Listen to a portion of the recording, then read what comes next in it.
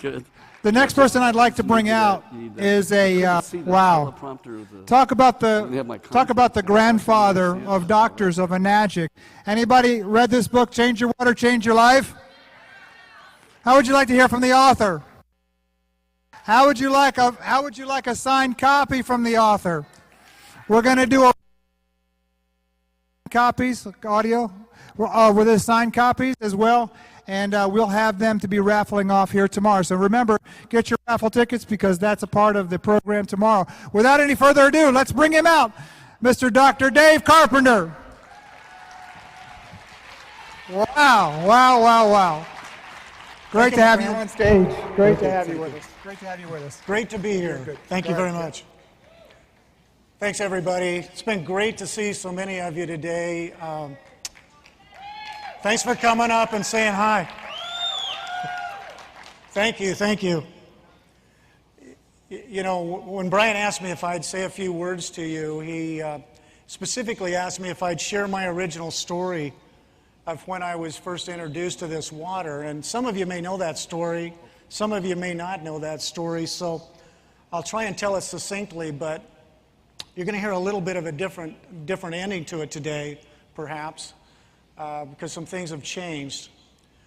But it was in the early 1980s when I first went with a group of about a dozen, there was actually 13 of us, doctors and acupuncturists, and we went to Asia for about 4 weeks, and our intent was to learn about and see if we could learn how to incorporate particularly the science and the practice of acupuncture into medical practices, and particularly how they were doing it in the hospitals. That was the purpose of the trip.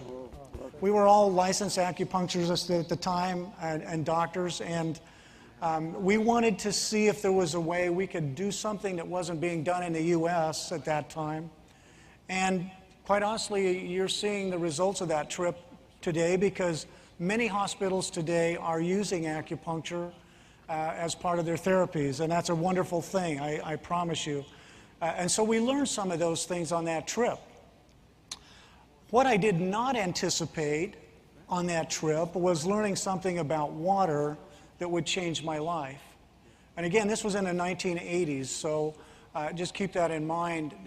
Nobody was talking about ionized water back then. And so while I was there, I happened to be in Japan. We were moving from hospital to hospital. And in one of the hospitals that we were at, I walked in and had been doing some things with some of the Japanese doctors. And I heard this guy, I knew he was from the South. He ended up being from Texas. But I heard him speaking English, and I'd been in in Asia, excuse me, for a few weeks. And that really tickled me because I was hearing it from somebody besides those 12 guys that I was with. And it was wonderful. And so I went over, I introduced myself, and he was in a wheelchair. And he had his legs under a blanket.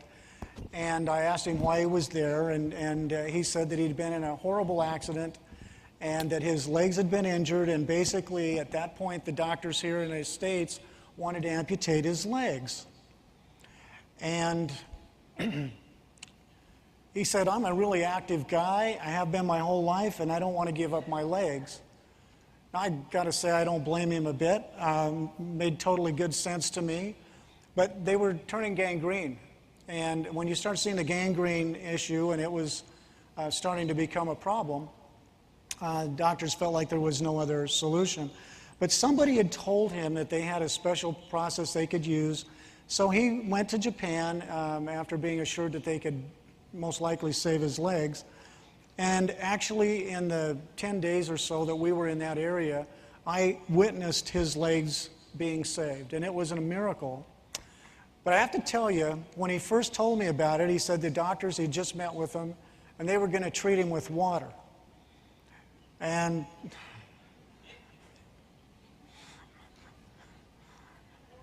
I coughed, I think, into my hand and looked away a few times to try and get the grin off my face, and I went, whoa. I'm thinking to myself, he's flown all the way to Japan from Texas. It had to have been a miserable trip, and he believes they're going to save his legs with water. That was my initial reaction. So I'm being totally honest with you here, but I didn't think his chances were very good. Boy, was I surprised when I saw a few days later, after they started giving him water to drink. They obviously had his diet very carefully monitored, but they also were using the water externally, and it was constantly being used on his legs and his feet. And you started to see not only the gangrene stop, but then the pink tissue starting to form and the healing process start to occur. Now, it wasn't 10 days and he was better. Don't misunderstand me, but I was only there 10 days.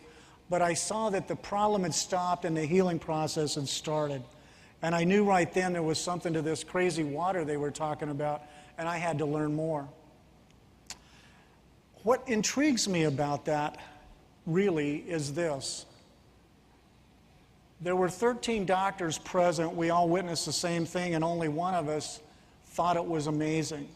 The others said they couldn't believe it could be true, so it wasn't true, and therefore I've never heard one of them talk about it since. And I find that kind of interesting, don't you? I want you to keep that in mind when you're out and about and you're talking to people, whether they're doctors or not, it doesn't really matter. I think you have to understand that when it's hard to believe, sometimes people just won't accept it. The proof could be right in front of your eyes, and maybe you can't see it about certain things, and they can't either. So be willing to understand that sometimes we're out there a little bit with this crazy water stuff, and everybody just can't get it. And don't lose your patience. Don't lose yourself and your goals and your ideals by buying into that and taking it personal. I think that's the thing I want to say is don't take it personal. Just understand that not everybody is where you are. You guys are kind of on the cutting edge. I don't know if you realize that or not, but you know, it takes a certain person to really get this stuff and to be open to something this crazy, so to speak. So congratulate yourself, number one.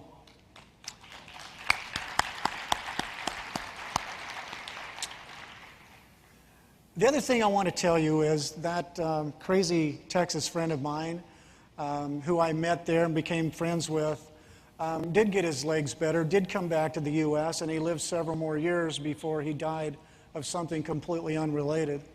Wonderful man, and it's thrilling to watch people get their lives back.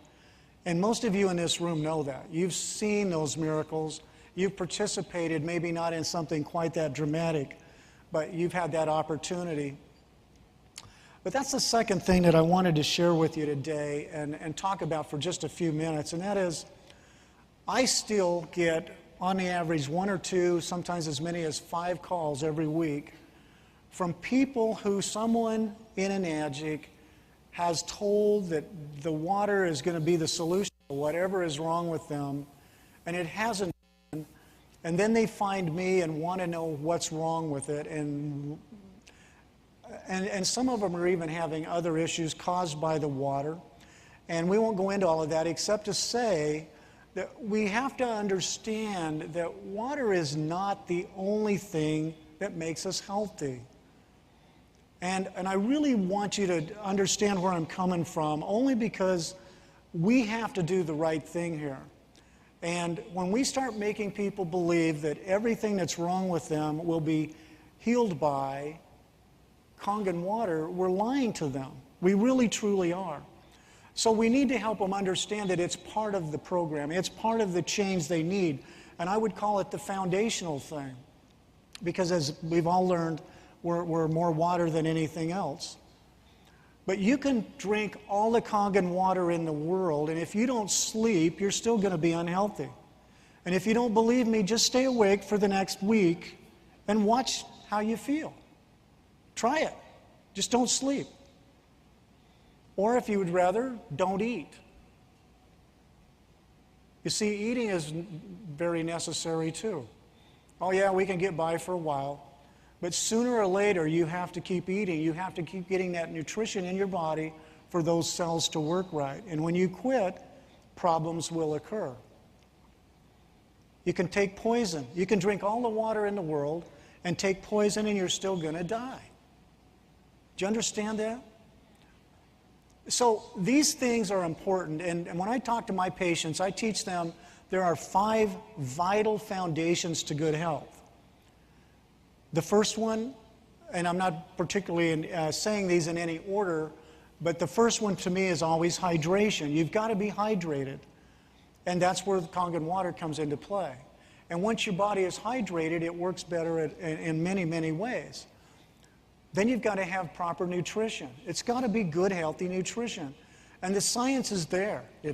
If you don't believe it, just pick up the China study, for example, by Dr. Colin Campbell, and you will see concrete evidence of 20 years of research showing that the most of our health problems are caused by 3 things: breakfast, lunch, and dinner. Seriously. So what we put in our mouths is hugely important. But let's say that you're doing those 2 right, you can still have health problems. You know why? Because maybe you're not getting a sufficient amount of sleep. And I don't know about the rest of you, but I've noticed that most people in America today are stressed. And when people are stressed, their cortisol levels go up. Their stress hormones start to overtake them. They don't sleep as well. And then the next thing you know, their sleep cycle gets off, and then they're not getting adequate rest. Their body's not repairing itself. And a whole bunch of things start to happen to make you sicker and sicker and sicker. And it's really hard to get off that nasty cascading little pathway. And you have to change some things in a big time way to get yourself back on path sometimes. But even if you've got adequate hydration and you're getting enough sleep and you're eating well, there's still a couple more things you have to do to be healthy long term. You might get away with it for a few minutes, or a few days, or even a few months. But eventually, if you're not getting adequate physical activity, doesn't mean you have to work out hard at the gym. That's not what I mean. But you have to get physical activity in every single day. And if you're getting that in, and then you also have the 5th key element, which in my mind is a positive attitude, a positive mental attitude, a good outlook on life, or as Dr. Filter said earlier, you know, you have to come from the heart. You have to love people, and you got to quit having so many enemies and so many other people to blame. That's what it's all about.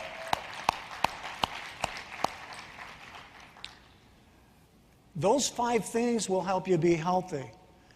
And I took the time to go through those just to reinforce what Dr. Filzer said this morning, because I want you to leave here knowing that you have to tell people the whole story. Please don't imply to anybody that just drinking water is going to fix everything that's ever been wrong with them in their whole life. It will not get rid of the pain of losing a loved one. It will not give them a job if they've lost their job. And I don't care how hard or how much water they drink, it's not going to do it. So these things have to be balanced out, and we just need to take a big look at that. So I would like to say, from my heart, you've got something very special. You know about something very special. Continue to share it from your heart. Let people know what it's all about, but help them understand that there's other things that are important to do too. And be the teacher, be the example. If I want somebody else to do it, I have to do it too. Or else I'm not teaching by example. I'm saying, do what I say, not as I do. And I've found in my life, I don't know about the rest of you, but I've found in my life, that doesn't work very well. In fact, I always wanted to order people around and tell them, you know, like my kids, you know, this is just the way it is, do it my way. And my mentor said to me, if you think that works, just go over to your neighbors and order your neighbor's dog to roll over. And I did, and it didn't work. Didn't work on the neighbor's dog, didn't work on the kids, hasn't worked on anybody. So that approach doesn't work, so we just as well go to something that does. Share from your heart, be genuine, care about people, and you'll make a difference. And you know, we're not in the convincing business here, by the way, and I want to just make sure you understand that. We're in the sharing business. All we can do is share. If we try to convince somebody of the medicinal values of the water or the wonderful machine or anything else, it's going to be an uphill battle, because I don't know if you realize this or not, but there's not one of you in this room that wants to be convinced of anything against your will. And if you don't believe me, go talk to somebody that's of a different religion than you. Just have a little discussion. You'll soon find out that there's some resistance there. We don't like that. So as human beings, just keep that in mind as you're sharing. I think you'll find a lot of success. Now, Brian told me that if I would not talk too long, you could have a break before Mr. Oshiro comes. How many of you would like a break? Okay, that's what I thought. So I'm going to wrap this up and just say thank you once again for being here. Thanks for listening to me and giving me a chance to share with you. And particularly, thank you for all of you for being such great friends. And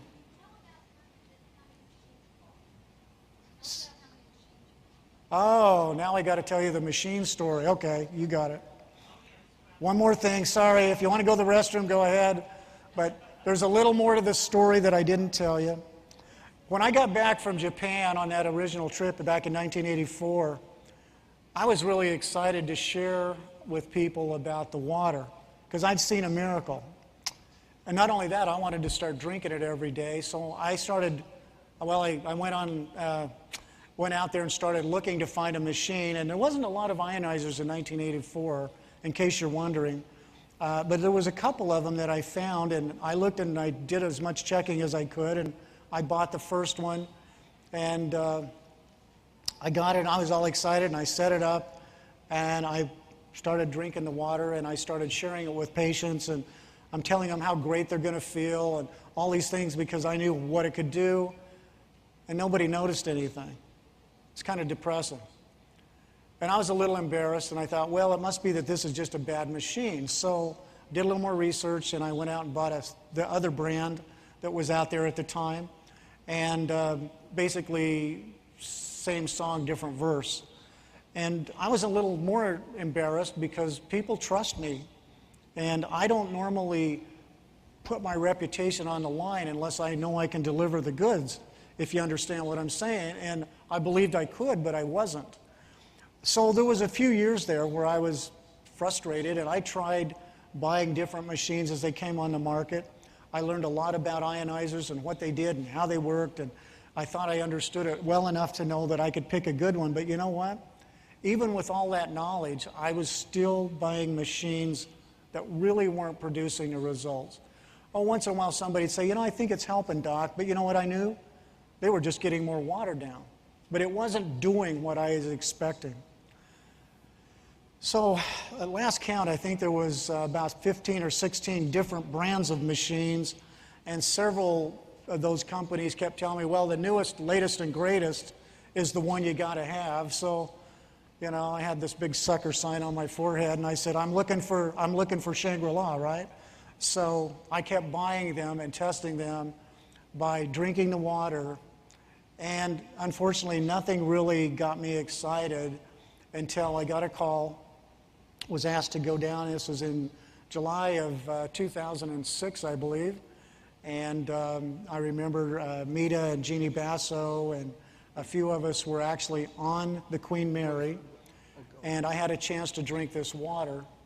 And it was there that I went, now this tastes like the water I remember.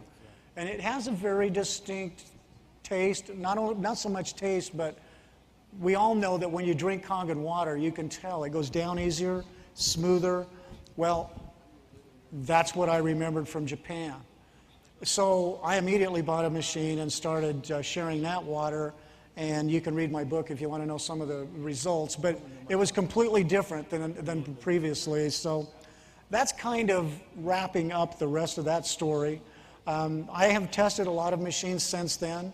I'm always looking for things that work, and I will tell you the only machines I've found that work at all are out of Japan, which is interesting. And the Japanese just have this whole electroplating down, and they've got the voltage regulated right, and those machines work. And we've got, you know, Enagic's got the best machine out there, no doubt about it. So we're very fortunate and very lucky to know that. So that's my story, and I'm sticking to it, as they say. And again, thank you so much for being here. Take a few minutes, get a break, and then Mr. Oshiro, I think, is due to come in any moment. So unless Brian has something else he's going to tell you. Wow. Thank you so much. Come on, everybody, give it up for Dr. Dave Carpenter. We love you, man. I mean, you've been a mainstay for us for so many years, and we're just so blessed to have you as the godfather doctor of Enagic right here in the United States of America. And we, by the way, the call you do on Thursdays, I know you're on summer vacation with it, but just want to give you a huge thank you for every Thursday, a special call that Dr. Dave does. Just wanted to thank you very much. Appreciate you so much. Thank you.